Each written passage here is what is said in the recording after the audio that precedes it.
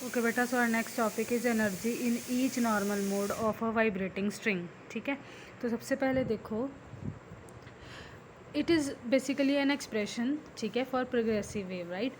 क्योंकि अब तक हमने प्रोग्रेसिव वेव और स्टेशनरी वेव की, तो ये वाइब्रेटिंग स्ट्रिंग है, तो ये प्रोग्रेसिव वेव की ही हमने एनर्जी निकालनी है। ठीक है, तो हमने एक स्पेसिफिक केस ले लिया।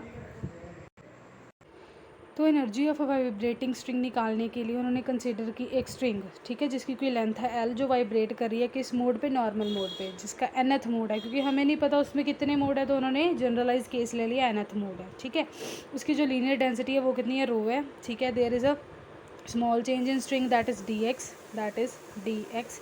ठीक है, कोई उसका मास भी होगा, तो मास पर यूनिट वॉल्यूम होती है आपके पास डेंसिटी, तो आपके पास आ गया रो इंटू डी एक्स। ठीक है, कहते हैं वाई मान लो क्या है, एवरेज वैल्यू है डिस्प्लेसमेंट की हर एक पार्टिकल के लिए, मतलब बहुत सारे पार्टिकल्स हैं आपके पास क्योंकि nth मोड है। ठीक है, तो सबसे पहले हमने काइनेटिक एनर्जी फाइंड आउट करनी है। ठीक है, तो काइनेटिक एनर्जी का फॉर्मूला होता है half m v square, right. तो एम मास की वैल्यू क्या है आपके पास, रो इंटू डी एक्स, वो सब्स्टिट्यूट कर दी। वेलोसिटी क्या होता है, change in distance with respect to time, तो वेलोसिटी उसका स्क्वायर हो जाता है, तो उसका होल स्क्वायर आ गया, राइट। नेक्स्ट स्टेप देखो, अब हमने टोटल निकालना है एनर्जी को, तो क्या कर दिया, इंटीग्रेट कर दिया फ्रॉम लिमिट्स 0 टू एल। क्योंकि जो लेंथ थी स्ट्रिंग की वो 0 से, मतलब ओरिजिन से शुरू होकर कोई पर्टिकुलर लेंथ तक जाती थी, तो वो क्या होगी, एल। ठीक है, तो ये आपका एक्सप्रेशन बन गया काइनेटिक एनर्जी के लिए। सिमिलरली अब हमने पोटेंशियल एनर्जी देखनी है। जब हम उसको स्ट्रेच करेंगे, जब ये मान लो ये कोई स्ट्रिंग है, ठीक है, आपके पास वायर की फॉर्म में मान लो, उसको हमने स्ट्रेच किया, तो उसमें कौन सी फोर्स लगेगी, टेंशन तो लगेगी ही लगेगी, राइट। तो लेंथ जो होगी, जो पहले लेंथ होगी ओरिजिनल लेंथ, वो चेंज हो जाएगी आफ्टर स्ट्रेचिंग। पहले डी एक्स थी, बाद में कितनी हो जाएगी, डी एक्स। तो there is an change in energy with some due to some length. तो चेंज किसकी वजह से आएगा, स्ट्रिंग में प्रोड्यूस हुई टेंशन की वजह से। ठीक है, तो इसको लिखना देखो कैसे है, that is potential energy is equal to T D X minus D X, मतलब change in length minus original length, D X dash लिखा उन्होंने, राइट।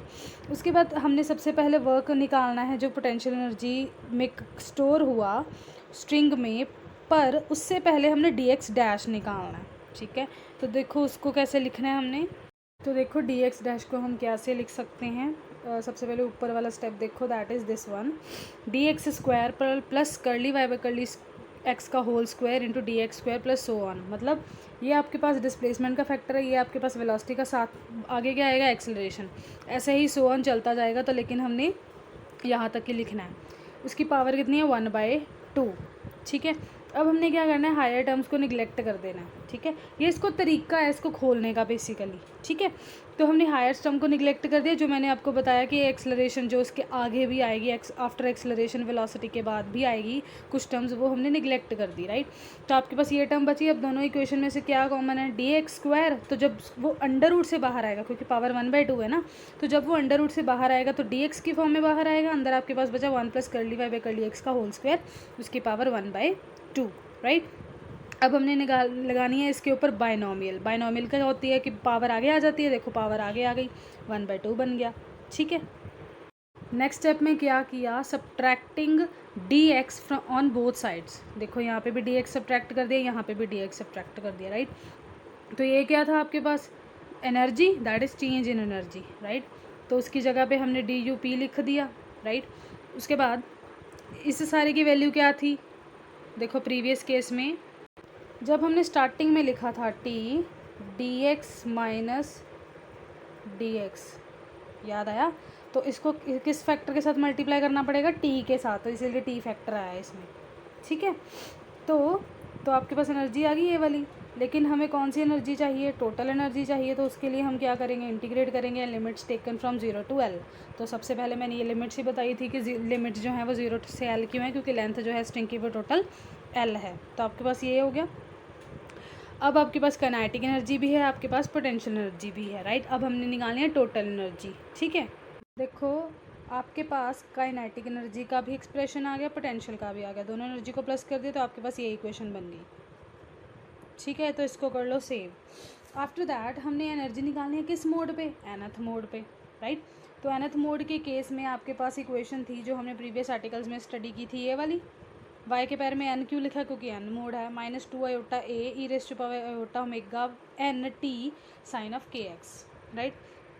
नेक्स्ट में क्या किया, ई रेज़ टू पावर जो आपके पास ये था आयोटा ओमेगा एन टी, उसको खोल दिया in terms of cos and sign.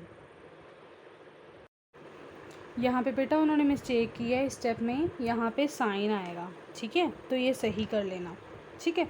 उसके बाद उन्होंने बार बार लिखने की बजाय -2 आयोटा ए को सब्स्टिट्यूट कर दिया ए एन, एम्पलीट्यूड ये है आपके पास, एंड 2a को सब्स्टिट्यूट किया बी एन। मतलब इमेजिनरी पार्ट को सब्स्टिट्यूट किया ए एन और रियल पार्ट को सब्स्टिट्यूट किया बी एन, तो आपके पास ये इक्वेशन बन गई, ठीक है। देखो यहाँ पे साइन लिखा है, यहाँ पे सही कर लेना, साइन आएगा, ठीक है। तो अब हमारे पास जो ये इक्वेशन बनी, इसमें इमेजिनरी पार्ट तो गायब हो गया क्योंकि आयोटा तो हमने रिप्लेस कर दिया ना जब हमने ये ए एन लिख दिया। तो ये कॉम्प्लेक्स क्वांटिटी नहीं है क्योंकि we using the symbols A and B N for imaginary part, right. A N for real part and B N for imaginary part, ठीक है, जो कि उसके एम्पलीट्यूड्स हैं।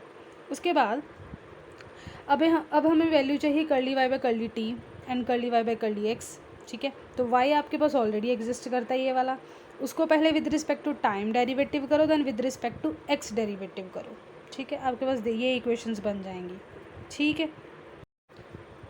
Curly y by curly t निकाल लिया हमने, curly y by curly x निकाल लिया, ठीक है। तो उनका स्क्वायर भी करना है, तो आपके पास ये वैल्यूज़ आ चुकी हैं, उनका स्क्वायर करो एंड देन सब्स्टिट्यूट करो, आपके पास ये बनेगा। देखो 2 वैल्यूज़ आ गई। बेटा ये पेशेंटली करना है क्योंकि ये बहुत लेंथी है आर्टिकल, ठीक है, इंपॉर्टेंट भी है पॉइंट एग्ज़ाम्स के पॉइंट ऑफ व्यू से, ठीक है। तो नेक्स्ट है हमारे पास क्या करना है हमने, अब हमारा मोटिव है इसकी इंटीग्रेशन सॉल्व करना, ठीक है। तो ये मैंने आपको पहले भी करवाई हुई है, जब हम मैकेनिकल ऑसिलेटर करते थे तो उसमें ये वाला फैक्टर आया था साइन स्क्वायर का, तो मैंने वहाँ पे भी बताया था कि साइन स्क्वायर थीटा का फॉर्मूला होता है 1 - cos 2 थीटा बाई 2, ठीक है। इसकी इंटीग्रेशन की upper limit lower limit fill की, तो आपके पास ये इक्वेशन बन गई, ठीक है।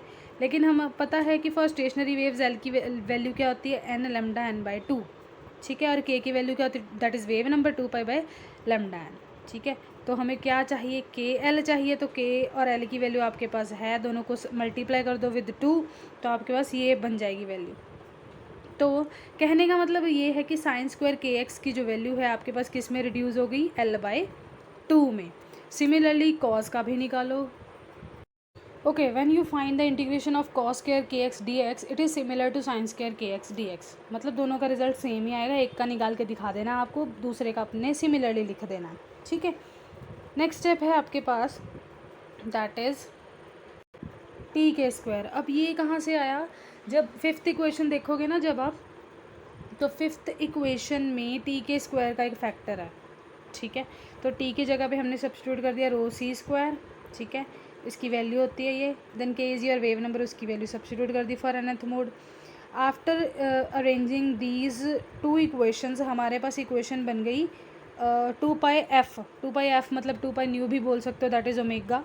तो आपके पास वैल्यू बची रो ओमेगा एन स्क्वायर, मतलब हम टी के स्क्वायर की जगह पे क्या लिखेंगे, रो ओमेगा एन स्क्वायर, ठीक है। अब जितनी भी वैल्यूज़ हैं हमारे पास सारी की सारी के इस इक्वेशन में जाके सब्स्टिट्यूट कर दो, ठीक है। Okay, now substitute all these values in equation number 5। देखो टी के स्क्वायर की वैल्यू भी आ गई आपके पास, एल बाई 2 भी आ गई, that is sine square K x and cos square K x की, ठीक है। आफ्टर दैट जब आप इसमें से कॉमन निकालोगे तो आपके पास sine square theta plus cos K theta बनेगा, वो बाहर निकालोगे तो 1 बन जाएगा। देखो तो आपके पास अंदर कौन सी टर्म बच गई, A N square plus B N square की फॉर्म में, ठीक है। जब आप इसको सॉल्व करोगे तो आपके पास बनेगा 1/4 rho omega N square A N square plus B N square. Next step देखो, उन्होंने यहाँ पे लिखा रो एल नहीं आना, rho is equal to M आना है, ठीक है। मतलब डेंसिटी को हम मास के इक्वल लिख सकते हैं, where m is your mass of string. तो आपकी जो इक्वेशन है वो रिड्यूस हो गई 1/4 M omega N square A N square plus B N square, ठीक है। तो यहाँ पे जो A N square plus B N square का फैक्टर है वो रिप्रेजेंट कर रहा है मैक्सिमम डिस्प्लेसमेंट, और यू कैन से कि जो उस पर्टिकुलर मोड की वैल्यू है उसका जो एम्पलीट्यूड है वो क्या होगा, मैक्सिमम होगा, ठीक है। लेकिन हमें पता भी तो होना चाहिए कि उस पर्टिकुलर एम्पलीट्यूड की वैल्यू क्या होनी चाहिए, तो हमने उसके लिए क्या करना है, उसकी वैल्यू निकालनी है। ठीक है, तो मान लो किसी टाइम 0 पे उसकी कोई पर्टिकुलर वेलोसिटी है, ठीक है, जब डिस्प्लेसमेंट हमारी मैक्सिमम है, तो उस केस में वेलोसिटी की वैल्यू फॉर nth मोड आपके पास गिवन है curly y n by curly t, ठीक है, that is change in distance upon change in time. तो ये वैल्यू भी आपके पास ऑलरेडी है एग्जिस्ट, जब आपने पीछे प्रीवियस केस में इसका डेरिवेटिव किया था विद रिस्पेक्ट टू टाइम, तो उसमें जाके हमने सब्स्टिट्यूट कर देना, टाइम 0 पे वेलोसिटी 0 है, तो यहाँ पे जब आप सब्स्टिट्यूट करोगे साइन 0 की वैल्यू क्या हो जाएगी, 0 हो जाएगी। कॉस 0 क्या होता है 1, तो आपके पास साइन के एक्स बन जाएगा इज इक्वल टू 0। तो साइन या तो ये 0 हो सकता है या तो ये 0 हो सकता है, ठीक है। तो आपके पास क्या 0 होगा, बी एन की वैल्यू 0 हो जाएगी, मतलब एम्पलीट्यूड क्या होगा, बी एन का 0 होगा, ठीक है। तो बी एन 0 होने का मतलब क्या है कि जो आपका कोई स्ट्रिंग है उसकी जो नोड है या एंटी नोड है, ठीक है, आपको कैसे पता चलेगा कि वो नोड बन रही है कि एंटी नोड बन रही है। So when ever the value is odd, ठीक है, जब भी आपके पास ऑड हार्मोनिक आएगा तो आपकी जो बनेगी क्या बनेगी, एंटी नोड बनेगी। देखो आगे फिगर में भी बना हुआ है, देखो जब बी एन 0 होगा तो एंटी नोड बनेगा, जब ए एन 0 होगा तो 2 एंटी नोड्स बनेंगे, ठीक है। सिमिलरली नेक्स्ट केस में भी, ठीक है, it gives the maximum value basically. Okay, so नीचे देखो कहते हैं जब ए एन 0 है it requires node at the middle, ठीक है, नोड हमें मिडल में चाहिए, तो उसने क्या किया, अपने आप को तोड़ के 2 बना दिए, जिसकी वजह से हमें मिडल में क्या मिल गया, नोड मिल गया, ठीक है। अब हमने निकालनी है value of a N square plus B N square, उसका 1/2 पावर, ठीक है। अब इसकी वैल्यू निकालने के लिए आपके दिमाग में ये रहना चाहिए कि हम स्टडी कर रहे थे प्रोग्रेसिव वेव, ठीक है। तो जब हमने इसकी वैल्यू निकालनी है तो हमने ये दिमाग में रखना है कि अब हमारे पास जो वेव है वो किस में चेंज हो गई है, स्टेशनरी वेव में सेटअप हो चुकी है, ठीक है। तो उस केस में भी हमारे पास या तो इवन हो सकती है या तो ऑड हो सकती है वैल्यू, या यू कैन से कि इवन हार्मोनिक्स हो सकते हैं या फिर ऑड हार्मोनिक्स हो सकते हैं, ठीक है। तो आपके पास ए एन और बी एन की वैल्यू थी स्टार्टिंग में जब हमने इसको सब्स्टिट्यूट किया, ठीक है। तो कहने का मतलब ये है कि दोनों में से एक वैल्यू जो है वो ऑपरेट करेगी विद रिस्पेक्ट टू टाइम, ठीक है। मतलब जो इसकी वैल्यू है या तो वो पूरी की पूरी मॉडुलस ऑफ ए एन के इक्वल होगी या तो मॉडुलस ऑफ बी एन के इक्वल होगी। जैसे हमने स्टडी किया कि बी एन की वैल्यू 0 है, ए एन की वैल्यू 0 है, मतलब ये दोनों के ऊपर नहीं डिपेंड करेगी, दोनों में से किसी एक के ऊपर डिपेंड करेगी, ठीक है।